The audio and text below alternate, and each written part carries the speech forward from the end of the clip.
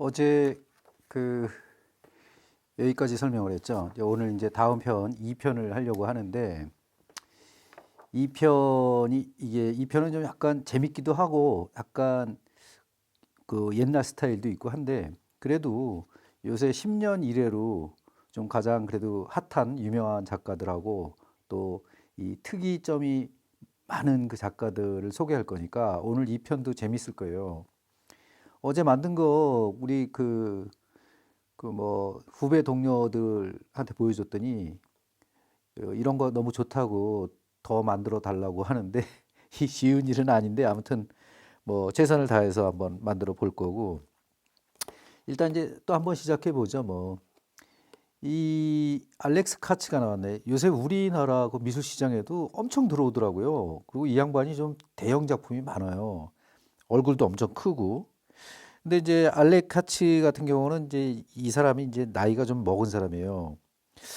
이분이 지금 이 1927년생인가 그래. 그러면은 지금 거의 96세 가량 되지 않았을까? 근데 이 알렉스 카츠가 굉장히 그 어릴 때부터 이잘 그린다는 소리를 많이 들었던 천재 화가라고요, 이 사람도. 뭐 천재인지 아닌지는 그거는 뭐 세인들의 판단이겠지만은 아무튼 그 당시에 쿠퍼 유니온스를 다녔으니까 그러니까 쿠퍼 유니온스가 뭐냐면은 그 유니버시티에 그러니까 대학에서는 가장 그 뉴욕에서는 유명한 대학이거든요. 그리고 들어가기가 엄청 어렵습니다. 거기가. 그래서 뭐 주로 쿠퍼 유니온스는 이제 들어가면은 그 이론 계통을 많이 가리키죠. 그래서 이제 뭐 실기 위주로 가는 사람들은 이제 뭐 이 퍼슨스나 뭐 이런 데로 좀 많이 빠지고 하는데 아니면 뭐 주변에 있는 대학들 아이비리그나 뭐 이런 데를 가는데 이 미술 전문적으로 가리키는 미술 대학 중에서는 전 세계에서 쿠퍼 유니언스가 아주 들어가기 힘듭니다. 그러니까 유럽에서는 뭐 저희가 다녔던 에콜 데 보자르가 좀 어렵고 미국 쪽에서는 이 쿠퍼 유니언스가 어려워요. 근데 예전에는 안 그랬겠지 물론. 근데 이제 미술 인구들이 많아지면서 들어가기가 굉장히 어려웠습니다. 아마 모르긴 몰라도 우리나라에 쿠퍼 유니언스 나온 분들이 10명도 안 될 거예요. 채 10명도 안 돼요. 그러니까 제가 아는 분들 한 2명 있는데 뭐 그분들도 뭐 상당히 그 아주 그 이론 쪽에 심취해 계신 분들이 많아요. 아무튼 이 양반 그 알렉스 카츠 같은 경우에는 그림값도 엄청 비싸지만은 이, 이 양반은 또 특히나 좀 나중에 이렇게 자연주의 쪽을 좋아했고 지금 보면 여기 사막과 뒤에 이게 지금 바닷가잖아요. 뒤에 이제 그 어떤 이 바다가 보이고 나중에는 그 나중에 저기로 이주를 한다고 시골로 그 판자 같은 그 농가 엄청 큰 걸 사가지고 그게 메인 뭐 미국에는 주가 50개가 넘으니까 그 메인주라고 하나? 그 링컨빌 거기 그쪽으로 이주를 했다고 그러더라고요. 그래서 이제 이 양반은 지금도 살아계신 분인데 아무튼 이런 풍경과 그 자기 자신의 어떤 그다음에 자기 주변에 있는 가족을 이렇게 한다거나 이렇게 해서 그 그림 그리는 작가로 아주 유명합니다. 이분은 알렉스 카츠는 여러분들이 그냥 그 인터넷 검색만 해도 작품은 엄청 뭐 쏟아져 나오니까 이렇게 보시도록 하고 그 다음에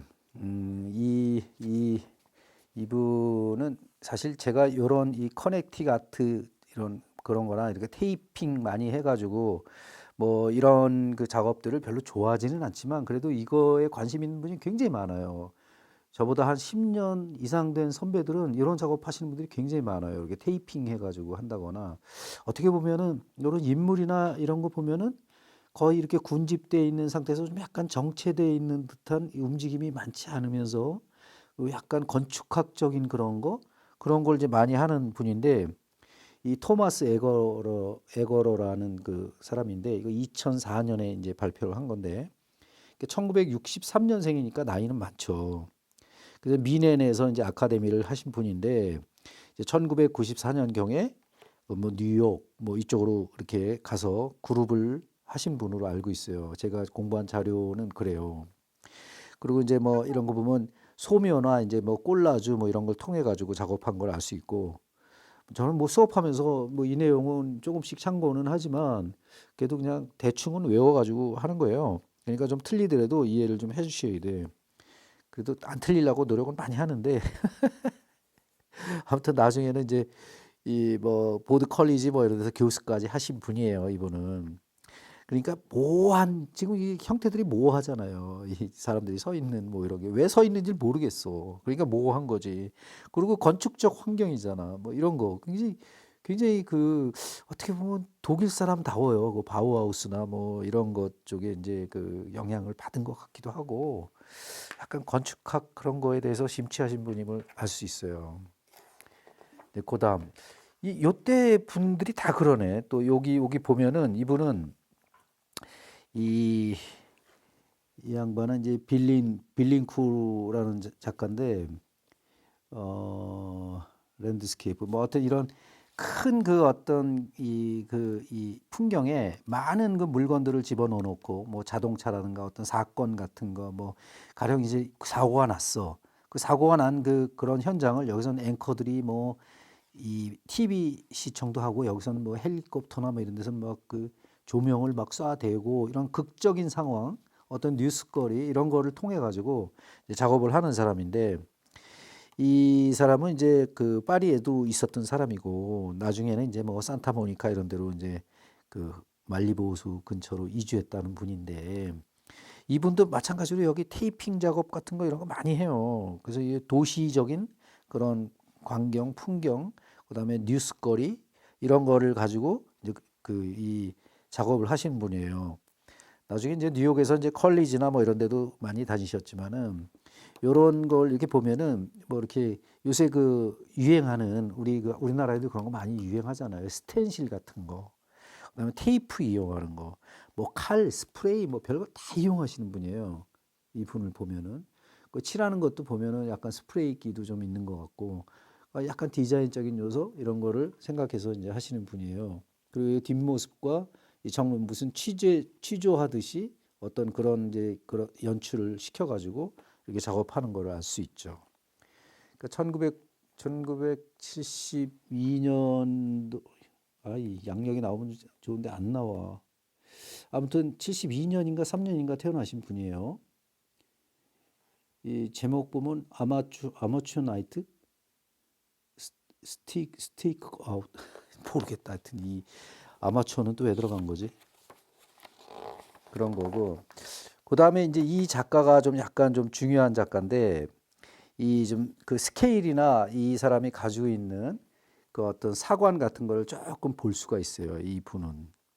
그래서 이 약간 보면 그 에반스 이 거레인 에반스 거레인이라고 읽겠나? 거레인트 에반스 이 양반의 그 이렇게 그림을 보면은 여기에 이제 이 그 또 이 모호한 얼굴과 이런 거 보면 전혀 또 그 이 스케이트보드를 탈 것 같지 않은 그 얼굴과 그다음에 여기도 보면은 이게 뭐 중남미인지 뭔지 모르겠지만 여기 벽에 이 차에 그려져 있는 이런 거 이렇게 보면 또 이상한 그 느낌이 있고 뭐 사스드가스 뭐야 이럴래 뭐 하여튼 이런 걸 보면은 이쪽에 그 인이 된 풍경 그러니까 이 사람들이 다 만져 나간 풍경이잖아요. 이런 것들이.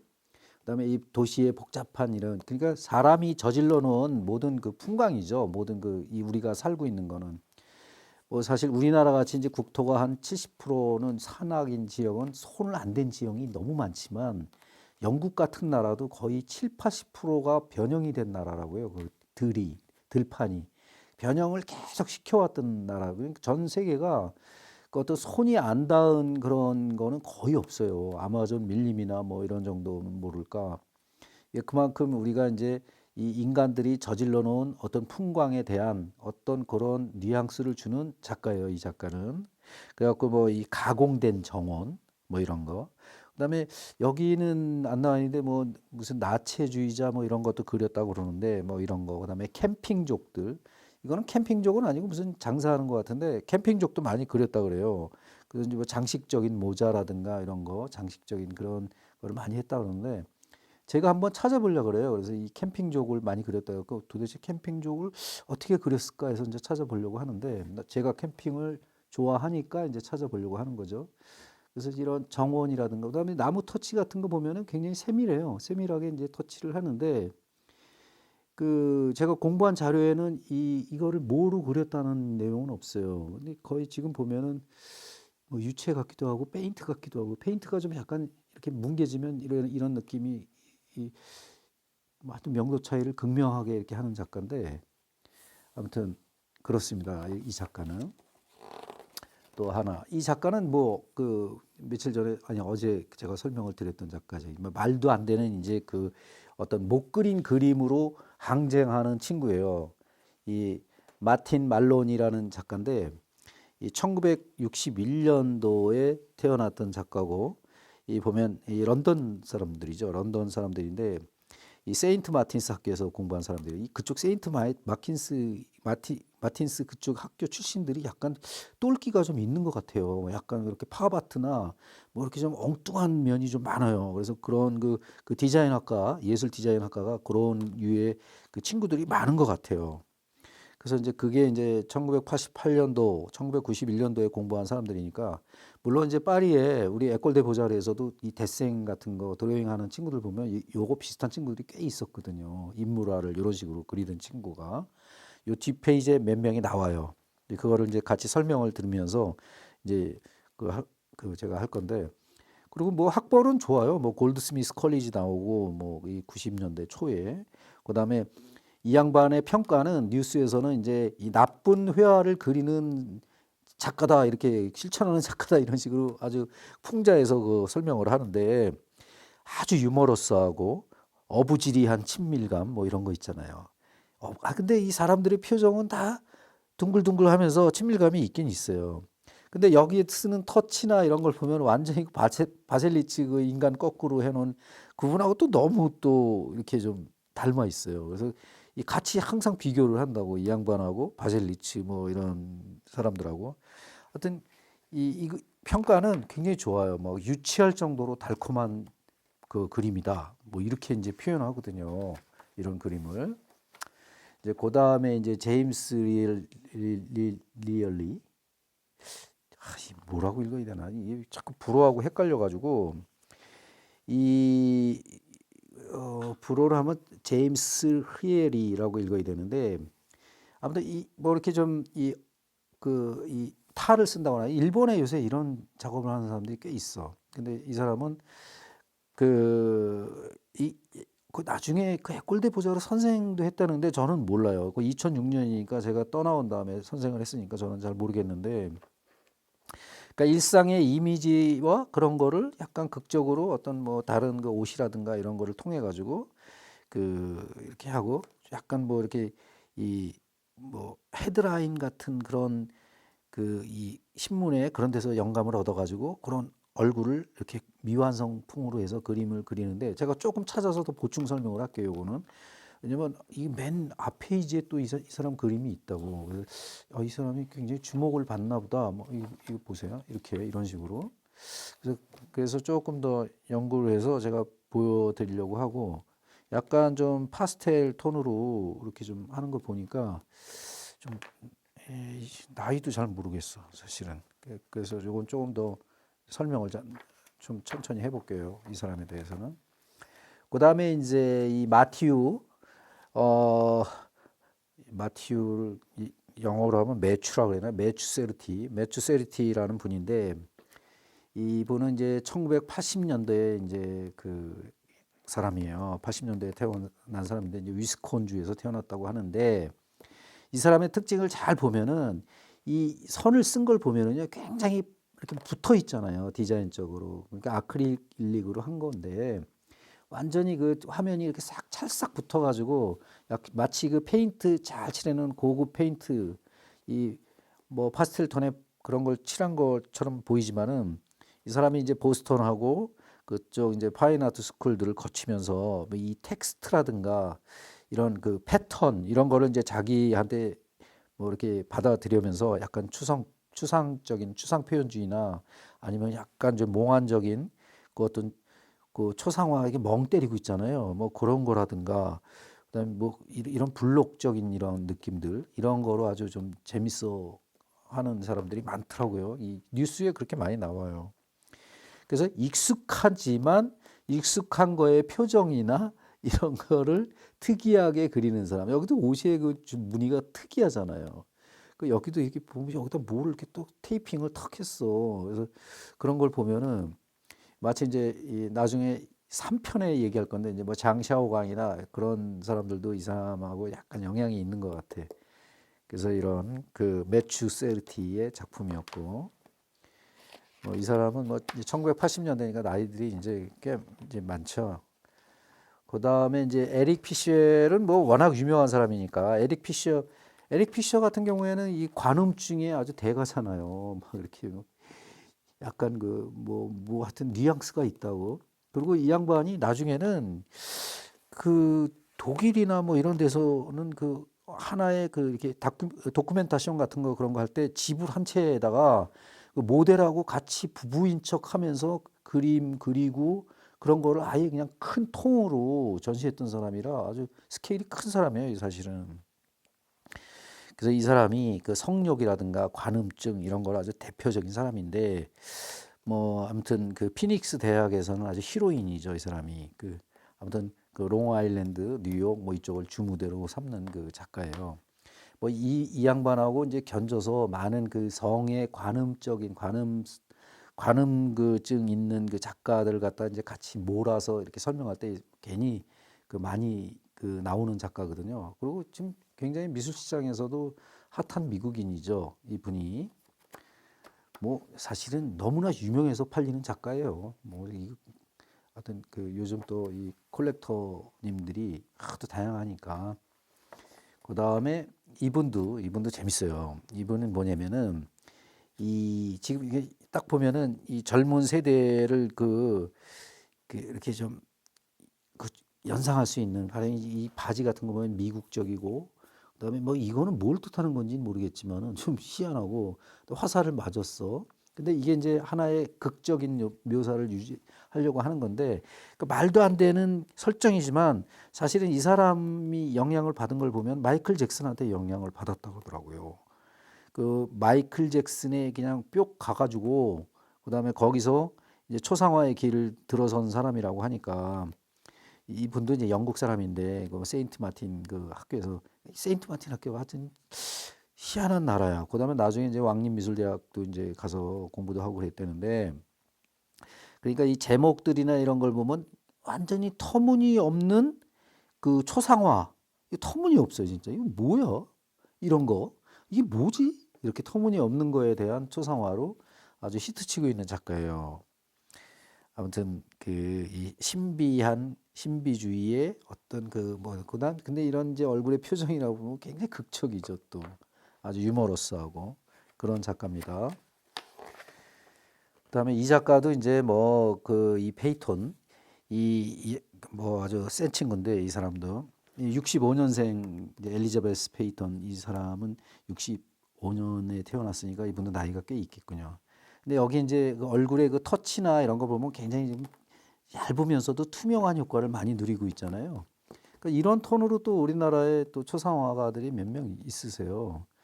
그 결이 다르지만 우리는 좀 정적이라 결이 엄청 다르지만 기법에 있어서만큼은 또 우리가 또 뒤지진 않죠. 그래서 이 작가는 주로 친구나 유명인 뭐 이런 사람하고 포즈를 같이 취하면서 어색한 표정 속에 나타나는 그 친밀한 초상화 이런 식으로 막 제목을 적어가지고 그 아무튼 투명한 안료를 쓴 사람으로 좀 유명하고요. 그다음에 뭐 이 그 약간 그 이 에메랄드나 초록색 이런 그 이렇게 호박색 이런 거 보면 그 보석에서 오는 그런 그 어떤 컬러를 갖다가 약간 쓰면서 어떤 그 이 영웅들, 그다음에 히로인들, 그다음에 영화 배우 이런 사람을 갖다가 우상화 시키면서 우상 숭배 같은 걸 하면서 집착하는 그런 작가예요. 그래서 뭐 하여튼 이 첫 개인전이 참 재밌는데 이제 그 뉴욕에 가면 첼시가 있거든요. 그 첼시에 이제 그 뭐 공장도 많고 요새는 이 그쪽에 갤러리도 굉장히 많은데 그쪽에 뭐 가고시안 갤러리니 아주 대형 갤러리들이 많이 들어가 있거든요. 근데 거기에 보면 이제 첼시 호텔이 있는데 그 우리나라 그 요새 호텔 아트페어처럼 그 호텔 객실 828호에서 전시를 개인전을 한 작가로 아주 유명하죠. 그래서 하여튼 뉴욕 거주하는 작가인데 뭐 하여튼 이렇게 유명한 작가예요, 이 사람도. 그다음에 이 작가들은 이제 그 약간 그 오스트리아 작가인데 좀 약간 듀오예요. 그 듀오라고 하면은 뭐냐면은 이제 두 사람이 공동 작업을 한 거예요. 이 보면은 이 마틴하고 로젠블러잖아요. 로젠블루, 블럼. 그 두 명이 합쳐서 이제 작업을 하는데 이제 한 명은 오스트리아 사람이고 한 명은 이스라엘 사람이에요. 근데 주 무대가 오스트리아이니까 오스트리아에서 작업을 많이 하고 있어요. 그래서 뭐 항상 이 여기에 보면 이 나오는 게 좀 약간 좀 그 좀 뭔가 뭐 어색한 듯한 그 사람들의 표정 뭐 그러면서 요즘은 이런 게 풍광이 당연하다 뭐 이런 그 듯한 거 어떤 제스처 뭐 그런 거로 이제 작업을 했는데 이 사람이 그, 그 미술 평을 할 때는 이중적인 행위 뭐 3인칭의 어떤 대화 3인칭에 대한 형상 뭐 이런 거로 얘기를 한다고. 근데 이 사람들은 말하자면은 여기에 두 주인공이 있을 거야 아마 이 빨간색으로 생각하고 있는데 나는 이 양반들이 이제 그 아티스트임에도 불구하고 갤러리를 운영하고 있다고. 근데 1995년에 갤러리를 시작했다고 그러는데 어떻게 됐는지 뭐 전 모르죠. 그래서 그게 브릭스 앤 킥스라고 하는데 그 갤러리 이름이 뭐 저는 뭐 요새 아트페어나 뭐 이런 데 관심이 없어가지고 그 모르겠어요. 그런 갤러리가 있는지는 모르겠는데 아무튼 비엔나 아카데미에서 교수직도 하면서 뭐를 하고 계신 분들이에요. 나이가 이제 많이 들었겠지. 지금 보면은 이 갤러리 차린 지가 뭐 1995년이니까 이분들도 80년경에 70년대 말에 태어나신 분들임에 틀림없고 여기 제목 보면 약간 슬픔 이런 게 뭐 묻어 있는 거 보니까 솔로 뭐 이런 식으로 이렇게 붙어 있고 크루드 뭐 이 아무튼 이 재미난 듀오의 작품입니다. 이 작품은. 그다음에 이분은 준 하세가와라는 분인데 뭐 저는 이 작품 잘 모르겠어요. 왜 이렇게 유명한지도 잘 모르겠고 여기 보면 좀 모하겠네요. 이게 뭐 뜨개질 실이야? 아니면 이 표정 여기 그 있는 게 거의 자화상적인 그런 그 스타일들인데 약간 어떻게 보면 애니메이션적인 것도 있고 여기 이렇게 보면 약간 초현실주의의 그런 것도 있고 근데 컬러 보면은 약간 이 모드 패션이나 뭐 이런 거에 대해서 또 관심 있는 분 같기도 하고 그 여러 가지 그 이렇게 많은 느낌을 주는 작가인데 이 보면은 이 사람은 이제 일본에서 태어났죠. 일본 미아현에서 태어났다고 하는데 근데 이런 분들이 이제 말하자면은 런던에 가서 유학을 한다고. 런던에 유학하기가 굉장히 어렵잖아요. 그래서 런던 그 그래픽 전공자네 말하자면 그래픽을 했으니까 이 그래픽 전공자들이 흔히 할 수 있는 그런 기법들이죠. 애니메이션 쪽이고 약간 컴퓨터를 다루는 그런 걸 좀 볼 수 있고 뭐 그런 정도인데 제가 깊이 연구를 안 해가지고 더 이상은 뭐 설명을 못 드리겠네요. 근데 참 이런 류의 그림을 그리는 내 친구도 있는데 보자르 친구인데 그 그림이 더 나은 것 같아요. 거기는 굉장히 극적이고 캔버스에서 벌어지는 일들이 거의 막 그 광활하거든요. 근데 여기는 좀 그래요. 뭐 아무튼 자리를 잘 잡아야 유명해지는 것도 유명해질 수 있는 것 같아요. 대한민국에서는 꿈을 이룰 수가 없어요. 예술가로서는. 아무튼 여기 이거는 이 친구가 아마 에콜데 보자르 출신일 거예요. 1986년, 86년, 80년 아무튼 이 드자멜 타타 이름이 드자멜 타타인데 이 뭐 하여튼 옛날에 80년대 초서부터 80년대 중반까지 보자르 학생이었으니까 저랑도 만났었겠죠. 뭐 이름을 다 기억할 수는 없겠지만은 그 다음에 2008년도에 다시 에콜데 보자르로 돌아가가지고 지금 거기 선생을 하고 있다고 하더라고요. 근데 여기 보면은 이렇게 쭉 나열했잖아요. 요게 사실은 미국의 그 어떤 미국풍인데 뭐 이분이 미국 분인지 아닌지는 잘 모르겠어요. 뭐 글쎄 모르겠어요. 조금 더 이렇게 좀 생각을 해봐야 되는데, 근데 이 분이 여기 이렇게 좀 보면은 뭐 매그르롱이나 뭐 니스, 뽕피두 이런 데서 초대받고 그러는 거 보니까 프랑스 사람인 것 같기도 해요. 왜냐면 느자멜 타타니까 약간 타타면은 아랍계도 있나?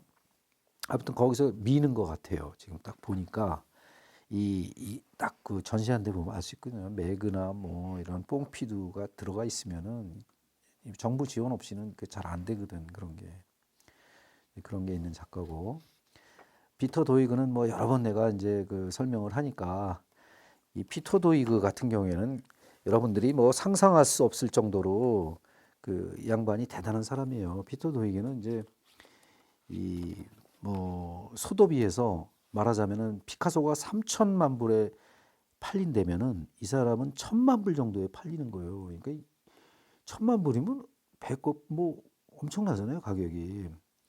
뭐 이 그런 아마 지금 최고가를 달리고 있는 그 어떤 그 이 사람이기 때문에 피터 도이그를 모르면은 또 뭐 장사하시는 분들이 진짜 장사 못 하는 거예요.